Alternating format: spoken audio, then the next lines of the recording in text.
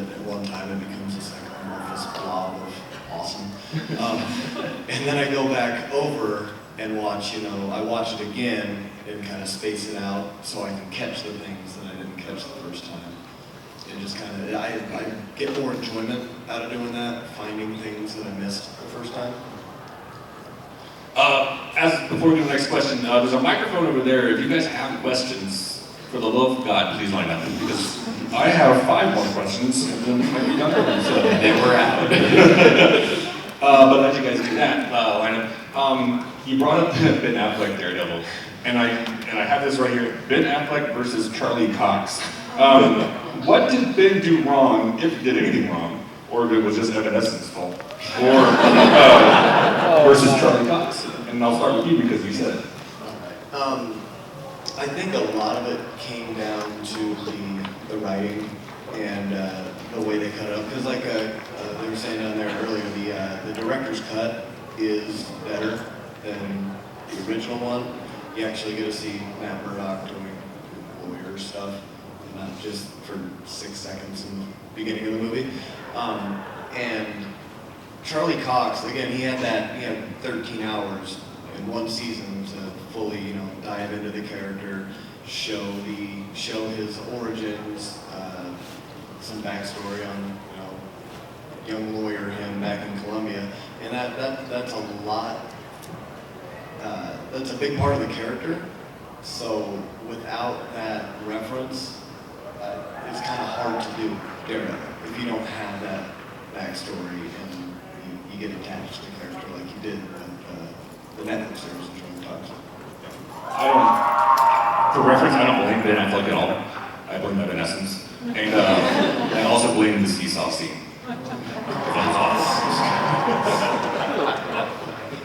Hey Luke, you want to take this one so I don't steal the best answer again?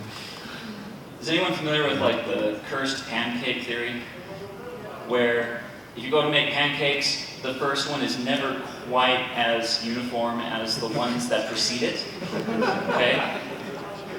Ben Affleck was burnt pancake, or the first pancake. Not that it was bad, it was edible, but first time around doing it live action. At least that I'm aware of. He seasoned the pan. He seasoned the pan. There's a Daredevil in the Hulk. You remember that Hulk TV show? No, we don't talk about Okay. Forget you ever said that. I blame bad writing. I don't blame Ben Affleck at all.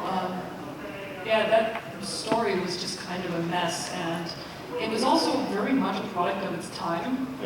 And the fact that we are sitting here talking about Daredevil, and Jessica Jones, and Luke Cage, Marvel Netflix series wasn't even plausible back in what year did that come out? Luke? 2003. Yeah, that's the thing you got to Over realize a decade ago. you've got to get the scripts not just written, but they have to be approved by the studio system. And everybody in the studio system doesn't want to get fired. So, but they also at the same time want to put their thumbprint on it in case it's a success, but they still need an out to blame somebody else if it isn't there so they don't lose their job. And so it was really hard to actually get something through. The product of its time, if you wrote something this gritty and this great, they would change it. And it would end up like it did. And so now they accept it, and we see that audiences do not support stuff that isn't there. And so now the studio system is forced to accept great writing. Hallelujah. Thank you. Thank you. Yeah, well, and for those of you who don't know, the director's cut adds on 30 minutes of actual footage of not Daredevil, of Ben Affleck as Matt Murdock, and it is the entire subplot of how Matt Murdock discovers who the Kingpin is, which is completely omitted from the theatrical version. It is that much of a difference. So whoever did the editing in that is terrible. And I did see one review that said, had they released the director's cut, which is rated R and not 13 because of the content that's added into it, they said that Ben Affleck could have had a long and happy and healthy life career as Matt Murdock, and I truly believe that as well. Yeah, and that could never actually be approved in the theaters due to the fact of you can't show as many showings. So that comes down to a money executive decision, which is like, you got so many minutes and cut whatever you need to cut. I choose neither. I mean, Ben Affleck looks more like what Matt Murdock looks like in my head, but neither one of them. I like the Daredevil series. I'm not trying to rip on Charlie Cox. I mean, it's great, but in my head, Matt Murdock looks a certain way, and he doesn't look that to me. So I'm not going to say he's not attractive, because someone said that on a panel a year ago, and I almost got booed out of here. So. Well, no, and I agree with you on that. I think that Ben Affleck does look more like Matt Murdock. But I think that Charlie Cox's Matt Murdock has a little bit more of the Murdock charm to it. And when Charlie Cox gives his little monologues, like in Nelson versus Murdoch, where Foggy finds out that he is Daredevil, and he explains why he's Daredevil, and he goes through the whole thing about the little girl and her father, and by the end of that, I was like, yep, that's Matt Murdock. I'm also going to blame Fox. I mean, and people don't give Fox credit for Deadpool. They lucked into that one. Yeah. And so if you think about it, there's Days of Future Past is about the only thing you can give them really good credit for. And people forget so fast the Wolverine origins. So just please, there's a reason for that. We don't talk about that. Wasn't that long ago. You mean Wolverine Origins, that cinematic masterpiece? Yes. So I'm still skeptical of Fox, honestly, because like literally, if it wasn't for Ryan Reynolds, willing Deadpool to the screen, it never would have happened. So you can't really give Fox credit for that. And they still, Fantastic Four people, that just happened. That just happened. Ouch! You didn't bring that up, did you? I feel dirty. All right, let's get the first question going. See what. Okay. Hi. Hello. Hi. So one thing I've loved about Netflix and the way they've done the series is they've introduced characters like Nuke and Night Nurse and Gladiator. And Malcolm. I love Malcolm. So I'm just wondering what you guys are looking forward to as far as Luke Cage goes, and if you would expect to see any of those kind of little Easter egg characters. I want Misty to have her robot arm so bad. Yes! Isn't Colleen Wing going to be? Yep. Yes. Yeah, I love Colleen Wing. Apparently, she was the first person to audition for that role, and they were like, "Okay, we're done. We got it. We're good." Yeah, I'm excited for Colleen Wing. I've always thought, the granddaughter of a samurai and all that. I love that. Yeah, I'm excited for the Daughters of Dragon as well. The Misty Knight, Nightwing restorations, all that kind of stuff. If that happens, let them do that. I also want Trish to become Hellcat. Oh, yes. But do you want her to be like supernatural Hellcat, or do you want her to just be Trish who's badass? I'm just okay with Trish punching people in the face. Yeah. I would just want that for the rest of my life. And I love the fact that they're bringing each one of these characters in to kind of test drive them to see if we can do more series for them. Right.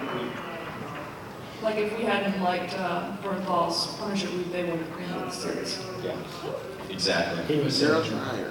You know what one character I actually want to show up? We've already seen him before. Is I want Coulson to show up and just be like, what the hell is going on?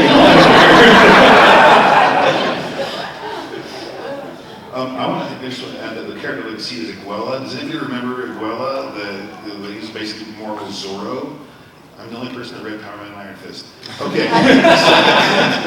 He was basically a swashbuckling swordsman, and he was like the third kind of wheel to Power Man and Iron Fist for a while, and it was kind of fun to have that diversity in there. He was a Spaniard, and it was kind of cool to have that this kind of flamboyancy and kind of craziness with Power Man and Iron Fist. I would like to see it all. Yeah. I think I'd like to see Echo. Yeah, Maya Lopez. Oh, Echo. Yeah. The reverse. I'm hoping for Echo in like Daredevil season 3, because I think she needs to be a little bit more focused on than like in a giant ensemble. I would like to see her more like they did with her, like they did with Punisher. Yeah. But in season 2. Thanks. Next one. Because of the history of Iron Fist and Luke Cage, do you think Iron Fist will premiere in Luke Cage? And the second question is, what do you think is going to cause the Defenders to come together? Trump.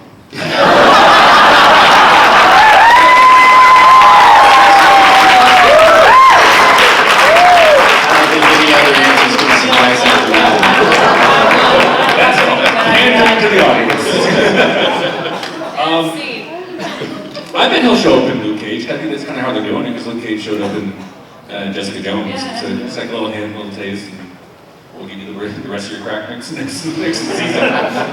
You know what I would really like to see happen? A lot of people forget that Kilgrave actually has an accelerated healing process. And I mean, Daredevil's killed it before, and Jessica has thought she has killed him before.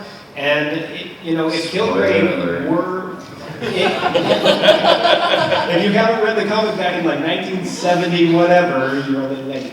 No, but I think that, if he were to come back, if Kilgrave were to come back, he would realize that he's going to need a little bit of help, and that he wouldn't be able to do it, kind of by himself. And I think if there was some sort of organization that started to happen between Kilgrave and maybe the Kingpin and maybe some others, I think that would bring the Defenders together for sure. It's probably going to be the Hand, though. Just because, Stick is the one who's saying, you think you can protect the city, you can't even protect yourselves, or something along that lines. And really, if, we're going with Marvel here, if there's a team up, they're going to want to throw a whole bunch of Naples goons at them. Did they ever explain the giant hole in that building? No, Okay. it's a giant plot hole. Yes. You guys? Oh, yeah, so I kind of hope Iron Fist doesn't show up. I mean, I'm a huge Iron Fist, it would be kind of, I'm sure they're going to do it, but I would kind of hope that they didn't, because of his origin is set in Kunlun, and so I don't know how you would all of a sudden introduce Iron Fist. He'd have to be some sort of vagabond or something. It looks like from the pictures I've seen, how he gets from Kunlun to New York City, and it's, couldn't be established as Iron Fist. He could be getting around searching for his identity in the real, after coming back after 10 years in Kunlun. I'd rather not have him in Power Man just for that. So you can see, I would like to meet him in Kunlun. I'd like to meet him. Hopefully it isn't like a flash forward when you see him. Right, yeah.